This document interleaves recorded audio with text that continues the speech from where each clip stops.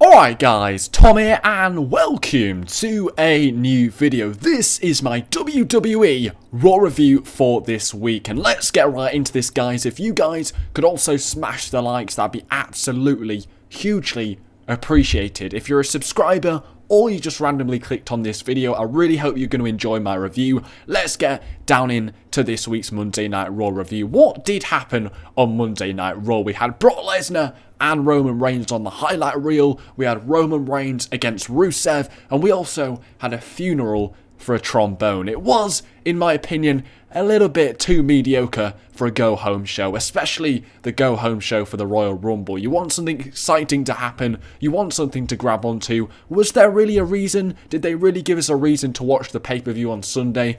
I'm not particularly sure about that. I wasn't too entertained throughout the show. I guess the last segment was okay, but apart from that, it was just really flat and nothing really happened. But we're going to start at the start of Monday Night Raw and work our way through to the main event. So Monday Night Raw actually kicked off in a pretty good way. We got Roman Reigns and Chris Jericho in the ring at the same time, and it makes a big difference because usually we always start Monday Night Raw the same. The last few weeks it started with Stephanie McMahon, Vince McMahon, Roman Reigns, but yes, we had Roman Reigns at the start again, but we had Chris Jericho, so it mixed it up a little bit. We then had the League of Nations come out.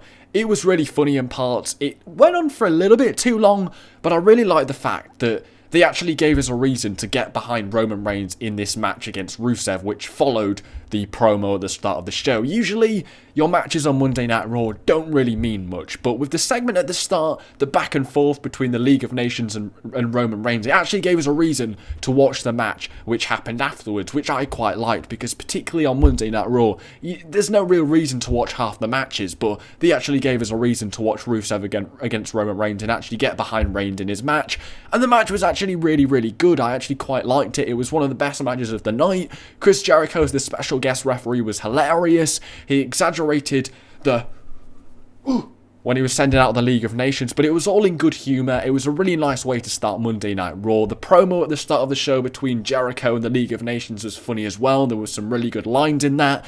Teased that there may be other people other than Roman Reigns which could win the Royal Rumble, and I really like this. I like the match as well. It was one of the best Rusev matches we've seen in a while. Not really a big fan of him as a wrestler, but he put on a good match against Roman Reigns, and Roman Reigns continues to get better, and it was actually a good match for him. Now, Roman Reigns does go over in this match with the spear, which is absolutely fine. He's the champion. He's looking weak going into this match at the Royal Rumble, so it makes sense for him to get a little bit of momentum, because if he goes into that match with absolutely no momentum at all, then it is a bit dull. If he has a little bit of momentum, it does put a question in the back of your mind, well, maybe he could actually win. So I really like this. It was all in good faith. I liked the bit with Chris Jericho as the guest referee. This was all cool. So I'll give it a nice thumbs up. I thought it was a good way to start Raw. Way better than starting it with a long-ass promo from Vince McMahon or Stephanie. So that's absolutely fine. The next match was Natalya against Brie Bella. I didn't like this. This was just literally to advertise Total Divas, and that was absolutely that. There was nothing interesting. There was nothing new here. This was absolutely crap. It was boring. Nothing happened. Natalya hasn't been on TV for ages. When they do bring her back, it's just to advertise Total Divas. I mean, what the fuck? This was a complete waste of time. Did not like it. Natalya won with the sharpshooter, but nobody even cares. The next match was the Wyatt family defeating the Dudley Boys and Ryback. I mean, this feud between the Wyatt family and the Dudley Boys, it's been going on for freaking ages. It started back at TLC. We're almost a month later, and it's still going on. Like, what? This, oh my god, I can't, it just shows how slim the roster is at this current time, that we've still got the Wyatt family against the Dudley Boys. Now, the Wyatt family, yes, they did go over the Dudley Boys. Ryback wasn't really part of this match. I really didn't notice him too much. Luke Harper getting the pin over, I think it was Bubba Ray Dudley. So, obviously, the younger, the fresher, the hungrier guys get the win, and the old guys, the Dudley Boys, put over the Wyatt family, and this did actually make sense as we move on to further into the show when the Wyatt family actually ended up standing tall at the end of Monday Night Raw. So it made sense for them to get the win here, because if they lost here and then stood tall at the end of Monday Night Raw, that really wouldn't have made much sense. But they looked strong here, and they went on to look even stronger towards the end of the show. So I thought it was cool that they went over here, but really, we've seen the Wyatt family against the Dudley Boys many times before. It was a good match, but we've been there, we've done it before, and it was nothing new. So, yeah. The next match was the Big Show defeating Heath Slater. So, once again, we've got the social outcasts on Monday Night Raw. I have no idea who thought of this gimmick, why they think it's a good idea. It's embarrassing. It's one of the reasons which reminds me every day, questions why I still watch wrestling, because this is one of the many reasons or questions I ask to myself. Why do I want to watch wrestling when they put some of this stuff on TV? This was embarrassing. Why the Big Show is still going over in 2016 is absolutely beyond me. That's absolutely ridiculous. Why Heath Slater is going up against Big Show, that absolutely makes no sense either. Big Show's a beast. He's huge. Why is Heath Slater not scared of him? Why is he going up against him? This makes absolutely no sense. It was a complete waste of time. A boring match. Show pretty much KO punched everybody as well, so the social outcasts are looking as weak as ever. Makes absolutely no sense, did nothing for me whatsoever, and it's 2016 and Big Show's still going over and he's still wasting our time on Monday Night Raw. We then move on to Vince McMahon and Stephanie McMahon announcing that Roman Reigns will be the #1 entrant in the Royal Rumble. I mean, they think that this makes Roman Reigns look weak, but it just makes the Royal Rumble even more predictable, and it just proves to me that it's just goddamn obvious Roman Reigns is walking out with the title at the Royal Rumble. They did this to try and convince people there's no way he's walking out with the title, but it's just way too cliched that he's starting as #1.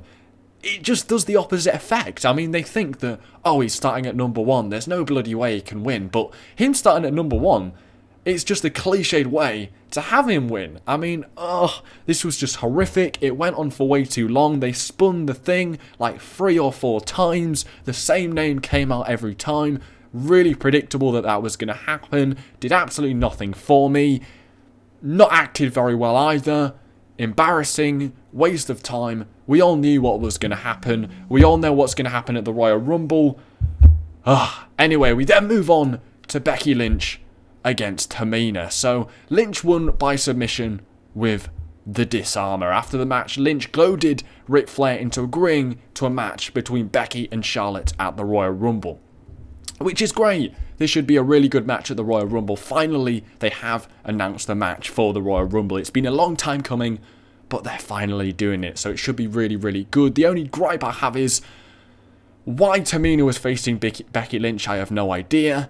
This match was really boring. Nothing happened whatsoever. It was the second Divas match of the night, and the 2 Divas matches were the worst matches on the show. Did nothing for me whatsoever, but it really puts a spanner in the works because Ric Flair is the one that accepted the match, and it wasn't actually the champion Charlotte. So this makes it really interesting, and I think it should be entertaining as hell at the Royal Rumble, and it really built up the match well. They've really built up the match well altogether in the last month or so. Really looking forward to this match. Finally, it's announced. It should be really good, but Becky Lynch against Tamina, waste of time. Did absolutely nothing. Boring. Anyway, we'll move on to Sheamus and Alberto Del Rio defeating Dean Ambrose and Kalisto. This was probably the best match of the night. I really enjoyed this match. Kevin Owens was on commentary, building his matchup between Dean Ambrose and himself, which worked really well. That should be a really good last man standing match at the pay-per-view. Maybe the best match of the night, to be honest. We also got the announcement that Del Rio will be facing Kalisto for the United States Championship. So you basically were building 2 matches in one, saved a little bit of time, and this was really good. I'm really excited for both matches. I'm not sure where each match is going to go, so this is really cool. The match itself was actually quite entertaining. Sheamus pinned Kalisto after a bro kick, which I'm not really sure I agree with. I understand they have to build up the League of Nations because they're one of the favourites going into the Royal Rumble, but at the end of the day, Kalisto's challenging Alberto Del Rio for the title, so it would make sense for him to go over rather than Sheamus. I'm not sure why Sheamus got the win because we all know he's not winning the friggin' Royal Rumble, so I was a bit confused about this. It kind of would have made more sense if Kalisto pinned Alberto Del Rio, so it was like suggesting Kalisto might do that at the Royal Rumble. Not sure why Sheamus won for his team, but at the end of the day, it was a really entertaining match, and Kalisto and Del Rio and Owens against Ambrose should be both two good matches at the Royal Rumble that I'm really excited for. Big E defeating Jey Uso. Before the match, they had a funeral for their broken trombone, which was absolutely hilarious. This is exactly why we love the New Day. So funny.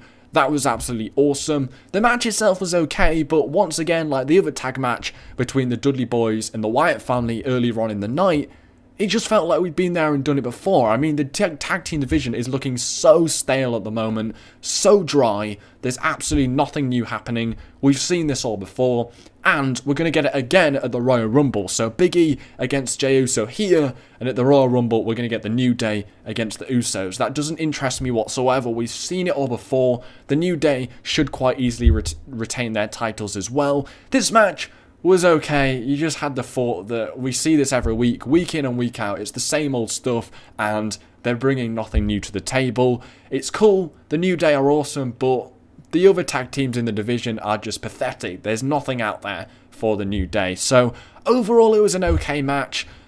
I don't really understand why Big E beat Jey Uso, because the Usos are the challengers.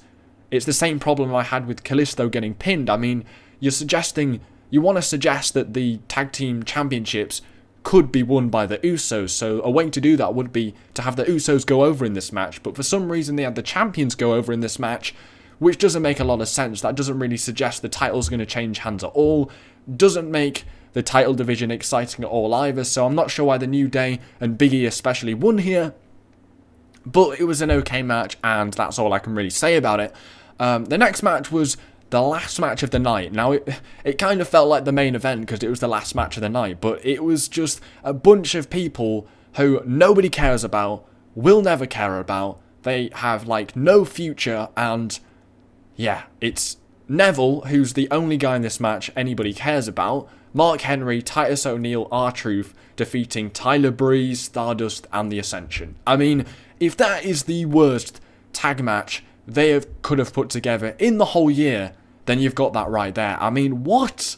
I mean, Neville pinned Stardust for the win with the Red Arrow. That's all you can say about this match. It wasn't even entertaining. I mean, I know there's like nobody in this match anybody cares about, but at least make it entertaining. But it wasn't even entertaining. It was really boring. Nothing happened. It did absolutely nothing for the Royal Rumble. It didn't build it up one single bit. Meant absolutely nothing. Huge waste of time. Went on for ages, boring, nothing interesting. Neville won with the Red Arrow, which was predictable as hell. And are really annoying when JBL, whenever Neville does something cool or does a Red Arrow, he's like, oh, Jonathan Coachman, you can put that on the ESPN highlight reel. He says it every time. Like, Jesus Christ. Why does he have to say that every time? But anyway, boring, pointless match, and nobody in this match anybody cared about. And it was the last wrestling match of the night. I mean, at least they could have put on a more interesting match to close the show. But thankfully, we got an ending segment. We had Chris Jericho and Paul Heyman arguing with each other what will happen in the Royal Rumble. I mean, these guys are absolute golden on the microphone. It just proves how like behind everybody else is on the roster in terms of mic work. They are so much superior to anybody else. It's ridiculous. I mean, Brock Lesnar finally arrived when Chris Jericho asked the question, what happens if it comes down to Lesnar and Jericho at the end of the Rumble? But Roman Reigns interrupted, and he got his payback on Brock Lesnar for the F5 last week by spearing Brock Lesnar twice. The League of Nations interfered, but Lesnar, with a few suplexes, did manage to fort them off. But then we got another spear from Reigns. That was the second one. And then the Wyatt family came out of nowhere, attacked Brock Lesnar, attacked Roman Reigns. It was absolutely awesome. Did you think you were going to see a Sister Abigail on Brock Lesnar to end Monday Night Raw? I didn't. Thought it was quite surprising, but it was the only surprising thing about Monday Night Raw. Anything else on the show was pretty fucking boring. There was nothing here.